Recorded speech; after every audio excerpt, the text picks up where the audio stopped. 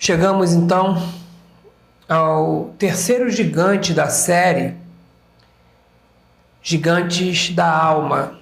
Semana passada falamos sobre ira, antes já havia falado sobre o medo e hoje o nosso assunto é a solidão.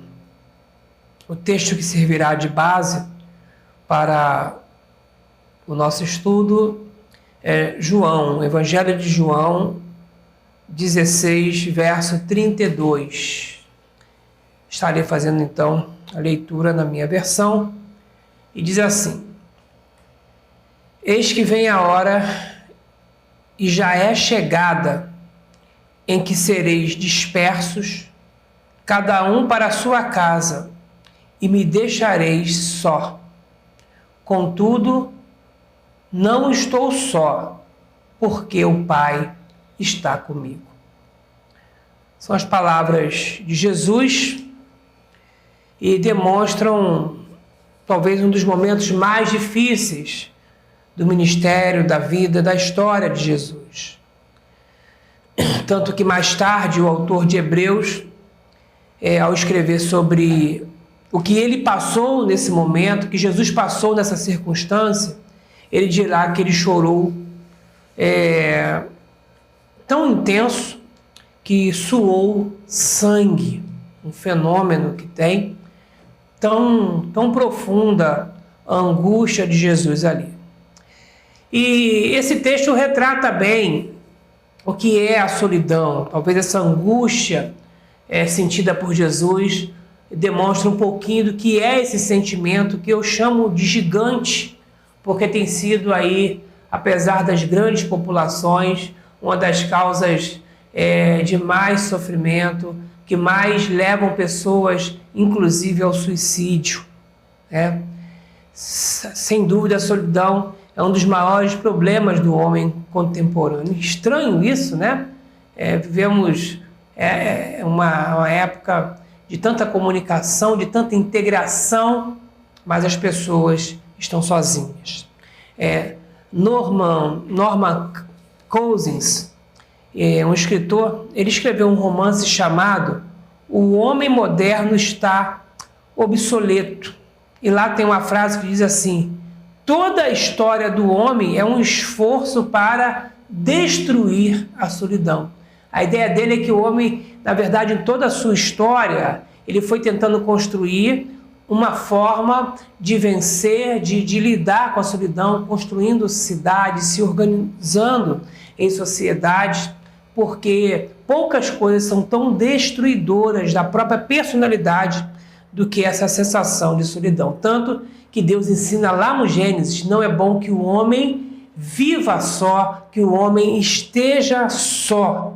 Mas a solidão vem, alguém muda, às vezes vai para uma nova cidade, um novo lugar, às vezes muda-se de trabalho e se sente só, muda-se de escola e se sente só, e é sempre um desafio, a ser vencido. E às vezes a solidão, ela é dentro de casa, Assim como eu falei que as grandes cidades populosas escondem pessoas solitárias, existem solidões dentro da própria casa. A solidão, talvez uma das piores, é do casamento. A pessoa tem um cônjuge, mas não tem um parceiro, não tem uma parceira, não tem um amigo, não tem uma amiga, não tem alguém que possa abrir o coração, sem um julgamento dentro da própria casa.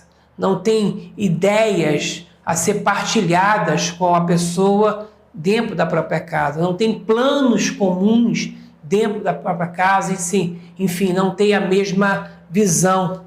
E a pessoa está em casa, mas é solitário. Quantos jovens solitários dentro de casa? Porque não tem diálogo com os irmãos, não tem diálogo às vezes com o pai, não tem diálogo com a mãe. Eu recebo essas pessoas às vezes no consultório, às vezes apenas para conversar, para falar, porque sentem essa solidão dentro de casa. É muito comum hoje, Hoje as famílias são menores e cada um tem o seu quarto, cada um tem o seu computador, cada um tem o seu celular e se refugiam nessas coisas, passam todo o tempo ali distantes um do outro, né? Às vezes uma diferença de idade, uma não compreensão do irmão mais velho, enfim, eu lido com isso, lido com cônjuges, maridos ou esposas sozinhos dentro da própria casa. Eu fui criado numa família grande, na minha casa chegou a morar 11 pessoas, né, ao mesmo tempo, com poucos cômodos. Era impossível estar num cômodo da casa em que não havia pelo menos 2, 3 pessoas, mas hoje não é assim.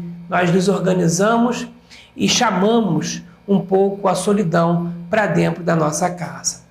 E nem todos conseguem superar, porque a solidão vai desestruturando, machucando, e como eu falei, quando a pessoa não consegue preencher esse vazio dentro dela, muitas vezes ela pensa em suicídio ou chega até mesmo ao suicídio. Então, essa minha palavra introdutória, mostrando aí por que eu chamo a solidão de um gigante da alma. Eu quero examinar essa questão da solidão dentro de uma visão bíblica, como tem feito até aqui, encontrar na Bíblia argumentos para que a solidão possa ser vencida. Como tem feito, dividi o assunto em 2 partes, e a primeira parte eu vou falar da realidade da solidão e depois como podemos vencê-la, como podemos superar a solidão. Então vamos lá, primeiro ponto, a realidade da solidão. O texto que eu li diz assim: cada um foi para a sua casa, cada um para a sua casa, e me deixareis só. E o que eu quero dizer sobre realidade da solidão? É que a solidão, ela não escolhe pessoas. Ela vem, ela chega para qualquer pessoa. Tanto que nesse momento desse texto, Jesus sentiu solidão. Jesus teve medo do abandono, medo de ficar sozinho. E, como eu já falei, na vida de Jesus foi um momento de profunda angústia, porque os amigos mais chegados, aquele que ele gastou a vida ao lado, ele está dizendo que eles iriam cada um para a sua casa, que ele seria então abandonado, deixado e ficaria ali sozinho. Tem uma obra, um livro que eu gosto muito, de Érico Veríssimo, Olhai os Lírios do Campo. E fala de um homem que chega em casa sozinho e não tem ninguém. E Veríssimo diz assim: chegou em casa sentindo a necessidade de calor humano. Doía-me aquela solidão glacial. Interessante, né? É como um frio, um vazio, né? O almirante Burdey comandava algumas expedições pela Marinha, né? Ele ficou muito famoso por essas expedições, uma delas foi na Antártida. E lá, na Antártida, ele diz que o pior não foi o frio, o pior foi a solidão. Não foi o gelo, não foram os ventos, mas a solidão. Então, a solidão quase que fez ele desistir do projeto, desistir da missão. Muitas das vezes, é assim que acontece. Essa é uma realidade nos dias de hoje. E não sei se alguém conhece, o Centro de Valorização da Vida. É um trabalho para ajudar pessoas que estão pensando em suicídio, né? E é um trabalho preventivo, onde voluntários atendem o telefone para aconselhamento, a fim de ajudar pessoas a encontrar outras soluções para a vida que não seja o suicídio. Então, tem uma estatística lá, que boa parte das pessoas que ligam, elas na verdade sofrem de solidão. E elas ligam justamente para bater um papo, para conversar. Quando nas cidades grandes existem aqueles feriados prolongados, e muita gente vai festejar, viajar. Existem pessoas que se sentem completamente profundas, vieram de outras cidades longínquas para trabalhar, e quando não tem trabalho, quando tem um grande feriado, a solidão grita profundamente no coração. Então, é uma realidade. Muita gente não sabe, mas é uma realidade até para pessoas famosas. Eu me lembro de uma vez, uma entrevista de uma popstar lá nos anos 80, chamada Madonna. Talvez muitos novos nem conheçam tanto, mas ela disse que sentia uma solidão incrível, né? Porque não podia sair nas ruas sem que tivesse pelo menos algumas seguranças, não poderia, sei lá, ir ao mercado, conversar com pessoas, porque não conseguia se divertir no anonimato. Então se sentia sozinha, mesmo tendo pessoas desejando ficar com ela. Uma popstar sofria de solidão, cercada de fãs, mas profundamente só. Essa é a realidade. Outra coisa desse ponto da realidade da solidão, né, é que, apesar de tudo que se oferece hoje, internet, meios de comunicação, telefone, televisão, é o gigante que mais cresce e está por trás de tantos outros, como depressão, ansiedade e tantas outras coisas. Uma das coisas mais difíceis é quando alguém chega num grupo, e eu já ouvi isso diversas vezes, foi como se eu estivesse invisível ali. Ninguém me cumprimentou, ninguém falou comigo, às vezes numa igreja, às vezes num PGM. Pode ser que tenha alguém solitário, e isso dói e dói demais. Por isso eu quero falar sobre isso, para que a igreja sobre si preste muita atenção e comece a olhar mais para essa realidade dentro de nós. Uma pessoa uma vez me pediu para eu atender um homem, né, que só se refugiava na internet, né? Ele só vivia, até, desculpe o termo, a própria vida sexual dele se resumia em contatos virtuais e não em contatos físicos, tá? Ele estava aí, ele disse para mim assim, eu estou pirando, porque eu vivo só, em meio a tanta coisa, em meio à pornografia, tanta coisa. As pessoas que eu me relaciono são pseudônimos, são nomes, são pessoas que eu não sei quem são de verdade. Então, ele estava ali, vivendo completamente sozinho, né? E com essa sensação, apesar da tecnologia de hoje, impressionante, eu quis dizer isso, como cresce a solidão com tantos meios de comunicação modernos, né? Dizem que as redes sociais, elas aproximam os distantes, mas afastam aqueles que são mais próximos.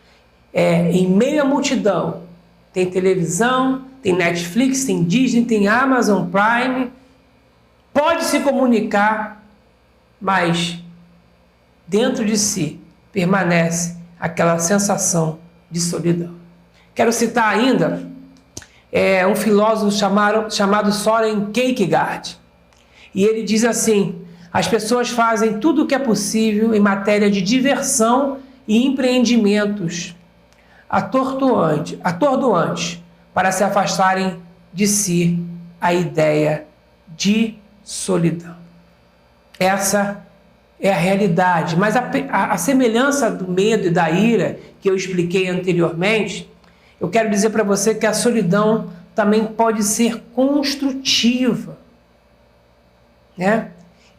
Machado de Assis diz que a solidão é uma oficina de ideias. A gente tem que aprender a lidar com isso. Lembra de Moisés? Na experiência da solidão no deserto, é que Moisés teve um encontro com Deus e se preparou para uma missão. Lembra de Elias? Interessante, ao contrário de Moisés, Elias se isolou e ficou em depressão. Em oposição a Moisés, o deserto destruiu, trouxe crise. Mas lembra de Jesus? Jesus foi para o deserto também para se preparar para o seu ministério. Paulo teve as suas experiências e visões também no momento de deserto. Então, a solidão, ela pode ser construtiva. Voltando à obra que eu falei de Érico Veríssimo, Olhai os lírios do campo, lá tem um diálogo assim, ó, eu anotei. Olívia diz para Eugênio: ah, mas se tu soubesses como a solidão pode nos enriquecer. Isso. Ela pode destruir, mas ela pode enriquecer. Pode levar a uma experiência profunda com Deus, como no caso de Moisés e tantos outros, mas pode levar à depressão e ao desejo de morte, como no caso de Elias. Por que eu estou dizendo isso? Estou dizendo isso porque então não é a solidão, é o que fazemos, é como nós nos comportamos com a nossa solidão. É o que nós fazemos com a nossa individualidade. É o que nós fazemos no momento em que estamos sós. É como nós agimos. Alguns se entregam ao álcool, às drogas, pornografia, se aprofundam na alienação, né? Na mediocridade dos vídeos de internet, compulsão por compras. Mas as pessoas podem usar a solidão de maneira construtiva e aprender, construir, ajudar alguém, e é isso que nós vamos ver. Vamos à segunda parte? A primeira parte, então, eu quis falar sobre a realidade. A solidão chega para todos. Até Jesus se sentiu só. Mas como podemos superar a solidão? Primeira coisa que eu quero compartilhar é encontrando um sentido para a própria vida. E foi essa a experiência de Jesus. Na experiência de Jesus, indicada aqui, diz assim: e vem a hora, e já é chegada, em que sereis dispersos, cada um para a sua casa, e me deixareis só. Repare que está escrito aqui: vem a hora e já é chegada. Sabemos do que se tratava. Chegava a hora de ser crucificado, chegava a hora de ser entregue ali aos seus inimigos e pendurado numa cruz. Mas esse era o propósito, era o sentido da vida dele. É preciso compreender que a solidão que sobreveio sobre Jesus e foi intensa, a solidão que veio sobre ele e ele enfrentou, ele soube como enfrentar, porque ele sabia, havia um sentido, uma explicação para a sua vida. Lá em Mateus 27, versos 45 e 46, nós entendemos o que é isso. Diz assim, ó: desde a hora sexta até a hora nona houve trevas sobre toda a terra. Por volta da hora nona, 6 da tarde, clamou Jesus em alta voz, dizendo: Eli, Eli, lama sabachthani, que quer dizer: Deus meu, por que me desamparaste? Ele disse assim no texto: é chegada a hora, não me deixarei só, mas eu não estou só porque o Pai está comigo. Não foi esse o texto inicial? E aqui ele diz: Pai, por que me desamparaste? Então, foi uma solidão profunda. Ele tinha uma confiança, sentia a solidão, mas confiava em Deus e ainda sentiu momentaneamente esse desamparo de Deus. Mas por que ele venceu? Porque havia uma convicção que aquela morte ali na cruz, aquele momento que ele estava passando, aquela solidão, na verdade estava dando sentido à vida dele. Entenda, Jesus não estava só porque era exótico, né? Porque tinha problemas de relacionamentos, porque tinha um temperamento difícil e as pessoas fugiam dele. Não, Jesus estava só sim. E naquele momento estava sucedendo, né, que ele estava só porque ele optara por pôr sentido à sua própria vida. Era o estilo de vida. Ele entregou a vida dele a um propósito maior que o Pai havia designado para ele. Lucas 12:50 diz assim, há um batismo com o qual devo ser batizado, e como me angustio até que se cumpra. Ele sabia o que estava acontecendo. Ou seja, lá na frente, a cruz espera por mim, mas ele ansiava por esse dia. Ele ansiava por esse dia, porque a cruz significava o sentido da vida. Disseram assim, desça da cruz, né? E ele poderia ter descido da cruz. Mas, se ele descesse da cruz, seria o fim de tudo. Não só da história, mas o sentido da sua própria vida. É por isso que ele diz em Mateus 16:28 assim, aquele que quiser salvar a sua vida, perdê-la-á, e aquele que perder a sua vida, achá-la-á.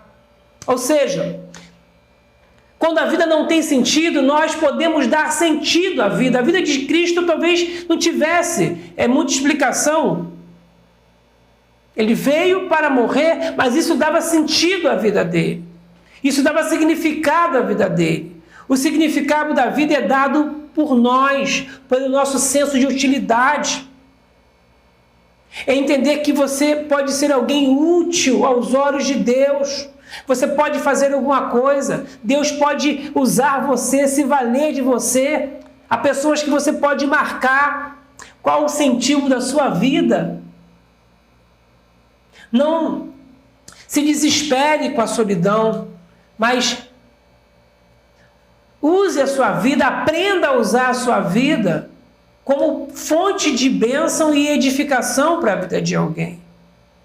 Quando nós aprendemos isso com o coração aberto, com a mão estendida, quando nós entendemos que podemos beneficiar os outros, nós começamos a vencer a solidão que nós sentimos. Entenda que o sentido da vida não está em guardar a vida, em proteger a vida, em não ter nenhum machucado, em estar sempre ileso, não. O sentido da vida é muitas vezes machucar-se, é sair arranhado, mas poder dizer que valeu a pena, que você foi útil para alguém, que ajudou alguém, que marcou a vida de alguém.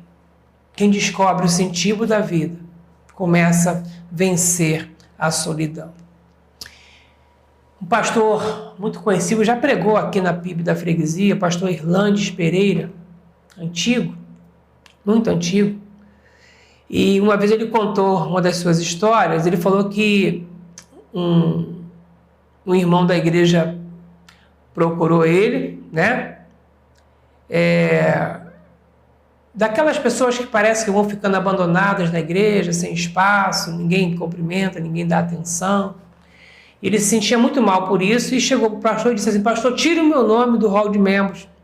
Não vejo mais sentido na vida cristã. As pessoas não falam comigo, não me cumprimentam dentro da igreja. E o pastor disse: tá bom, eu vou respeitar a sua vontade, o pastor Irlande disse, mas o irmão pode me fazer um favor? Um último favor? Ele disse: posso. E o pastor diz assim: entre as pessoas que a igreja ajuda, existe uma viúva que mora lá no topo daquele morro e eu estou sem ninguém no momento para ir lá levar uma cesta básica para ela. Irmão, por gentileza, pode ir lá levar a cesta básica para aquela senhora? E o irmão disse: levo. Então ele levou a cesta básica. Ela ficou feliz, recebeu ele, recebeu a visita, né, de um crente na sua casa. E ela ficou tão feliz que pediu ele para sentar, para ler a Bíblia, ler um texto bíblico com ela. E ela começou a contar as histórias do passado, lembrou de alguns hinos prediletos, cantou os hinos com ele ali, né? E não tinha lá uma voz muito boa, mas cantaram ali uns hinos. E ele então desceu o morro e foi lá e falou: pastor, eu disse que era para tirar o meu nome do hall de membros, mas última forma, né? Deixe meu nome no hall de membros. O que aconteceu ali? Ele entendeu que a vida dele podia ser útil. Talvez não na igreja, né? Às vezes as pessoas vão tomando alguns espaços, mas no reino de Deus há muito espaço. Os campos, tanta gente precisa de uma palavra, os campos estão aí, né, prontos para colheitas. Há poucos trabalhadores, né? A seara é grande, mas os trabalhadores são poucos, né? Tem muita gente que não entende isso. Sabe por quê? Porque entende. Isso é um anúncio, né? É um anúncio de emprego. São poucos os trabalhadores e a seara é muito grande. Então, Jesus está chamando gente para trabalhar. Tem muita gente que entende errado e quer a vaga de Senhor, né? E a vaga de Senhor já foi preenchida, já tem o Senhor. Nós precisamos de trabalhadores.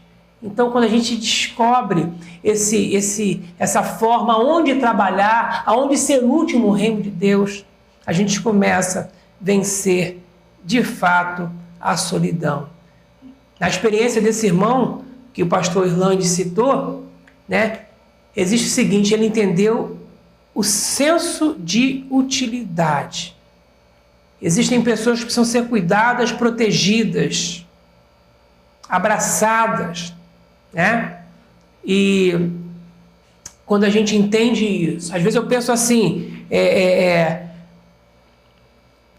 como eu posso ser atendido, como eu posso ser ajudado? Não, o senso de ser útil é o seguinte: como eu posso ser um instrumento nas mãos de Deus?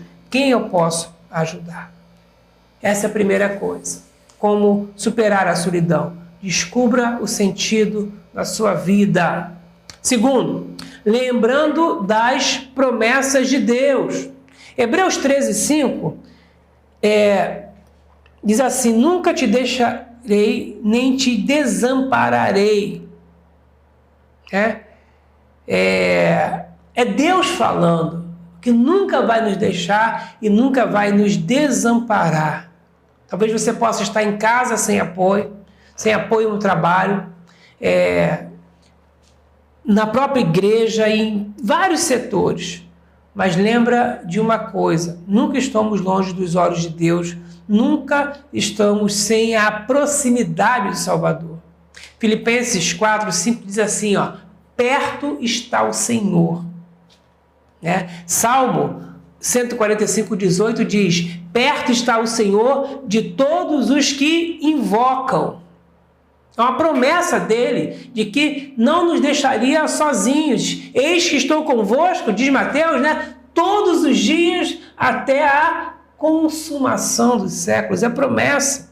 Jeremias diz, Jeremias 23:23, eu sou Deus de perto e Deus de longe, diz o Senhor. Então não há distância que possa impedir de você estar com Deus e Deus estar contigo. Então, em nenhum momento você diga: Deus me abandonou. Lembro de José na sua trajetória, né? Abandonado pelos irmãos, depois preso num cárcere, e em toda a história de José nós vamos acompanhar o seguinte texto: o Senhor estava com José. O Senhor era com José, porque Deus não nos abandona. Essa é a segunda orientação, essa é algo que nós precisamos entender. É uma promessa de Deus. Em terceiro, como vencer a solidão? Compreendendo que a igreja é a família de Deus. Queria que você prestasse bastante atenção nesse ponto. A igreja é a família de Deus. Né? No céu não haverá famílias, porque no céu não se casam nem se dão em casamentos, mas no céu haverá igreja. A igreja será a família de Deus no céu. O Salmo 68, verso 6 diz: Deus faz com que o solitário more em família. É sobre isso que eu quero falar. Hoje eu tenho muitos parentes que são crentes, mas na minha família biológica eu fui um dos primeiros, praticamente. E se converter na juventude Pode parecer sem sentido, né? Todo mundo vai para a praia, vai jogar bola e eu vou para a igreja. Mas eu entendia que a igreja era a minha família, a família de Deus. A igreja significou muito na minha vida. Se você é um jovem que está aí ingressando, ou não, se você é um adulto, entenda que faz sentido, sim. A igreja, as pessoas que mais me ajudaram, que mais me ouviram, que mais marcaram a minha vida, foi na igreja. Por isso eu digo, não fuja da igreja, não se afaste da igreja.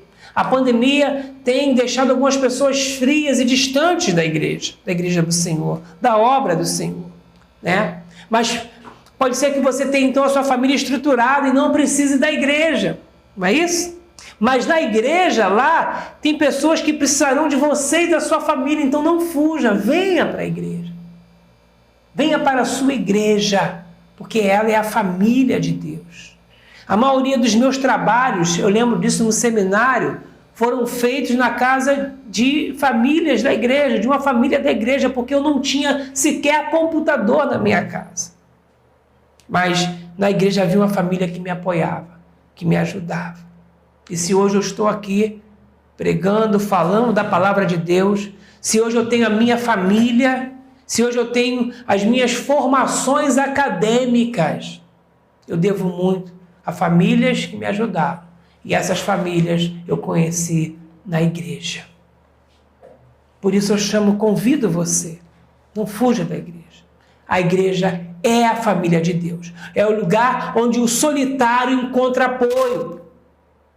E eu estou dizendo isso porque se a igreja tem agido diferente hoje, ela precisa se despertar.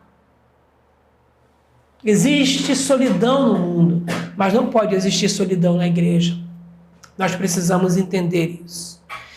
A igreja é o lugar, como diz Provérbios, que vamos encontrar amigos mais chegados do que um irmão.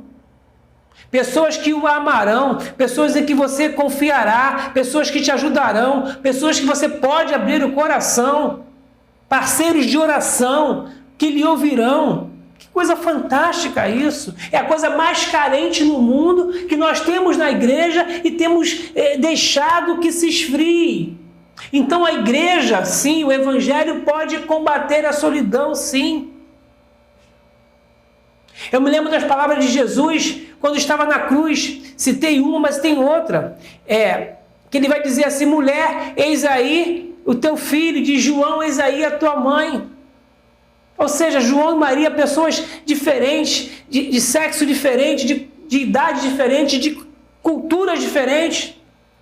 Talvez, mas ele diz: aí está a sua mãe e aí está o seu filho. Porque a cruz, a igreja, cria novos relacionamentos. Aqui, aquele que não tem mãe passa a ter mãe. Aquele que não tem irmão passa a ter irmão. Aquele que não tem filho, adota um filho na fé. Tanto que Jesus disse assim: quem é minha mãe? Quem são meus irmãos? Procuraram ele, né? E disseram assim: Jesus, aí fora estão sua mãe e seus irmãos. Ele disse assim: quem é minha mãe? Quem são os meus irmãos? Né? Porque a minha mãe e os meus irmãos são aqueles que fazem a vontade do meu Pai que está nos céus. A cruz, Jesus Cristo cria uma nova família. Na igreja, sim, nós podemos encontrar forças para vencer a solidão. Ah, mas eu encontrei muito hipócritas na igreja. Sim, está cheio, tem muitos. Tá? Só que hipócritas nós encontramos em tudo quanto é lugar. E às vezes você não repara isso. Né? Tem hipócritas na fila do ônibus, no banco, no trabalho, em todo lugar tem hipócrita. Gente falsa, gente difícil, tem em todo lugar. Então isso não é desculpa para não ir na igreja. Porque no banco você vai, de ônibus você anda, no trabalho você vai, e só a igreja que você não vai se deparar com isso. Tá? Porque, embora tenha tudo isso, eu te garanto uma coisa: tem muita gente boa na igreja.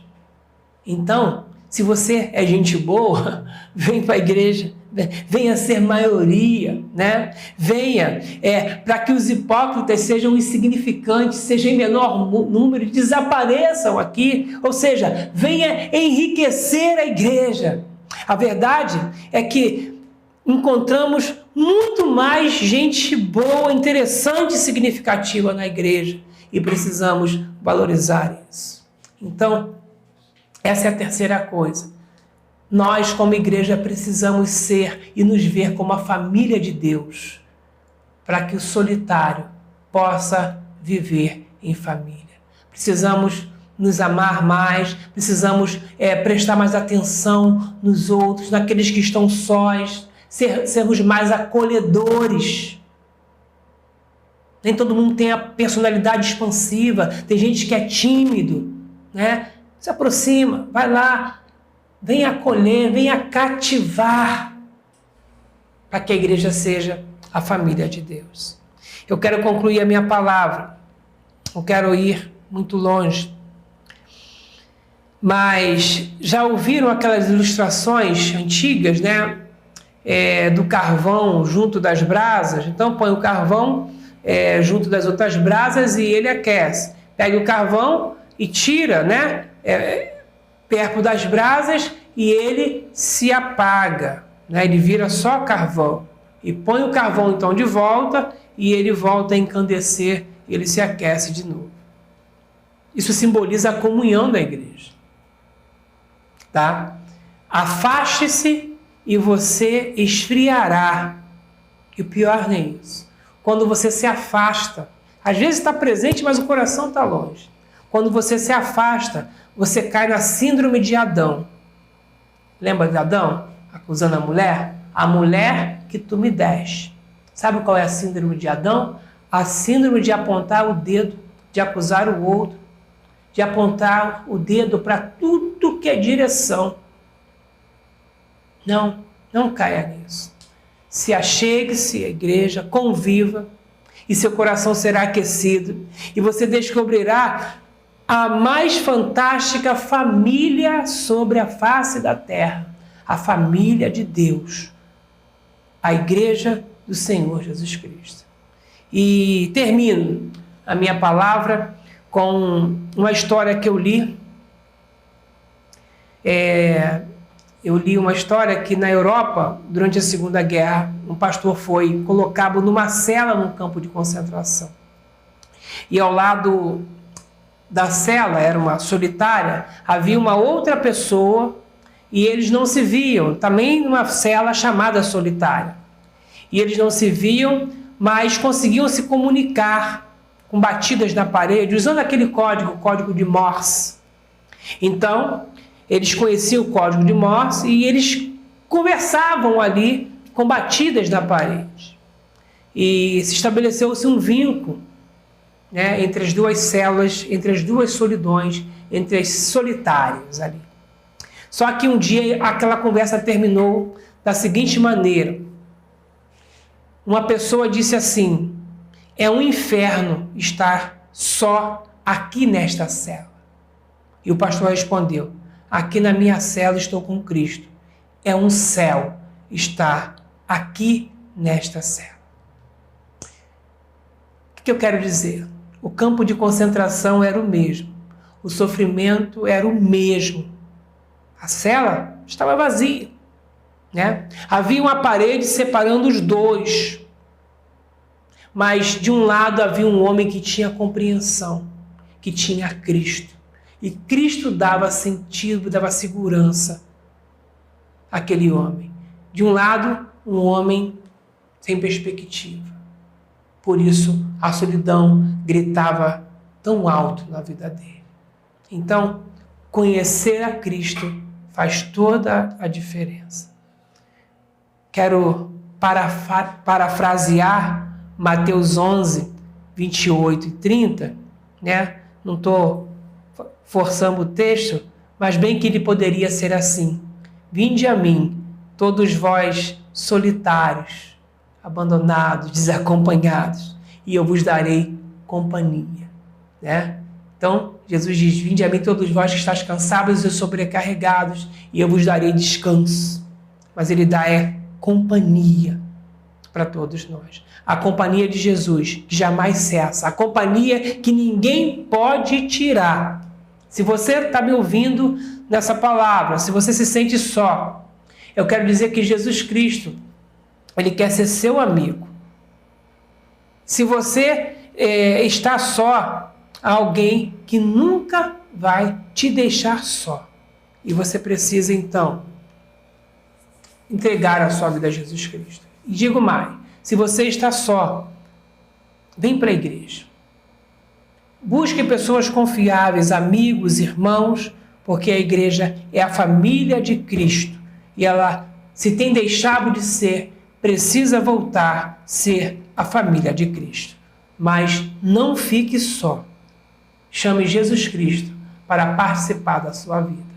Que Deus abençoe.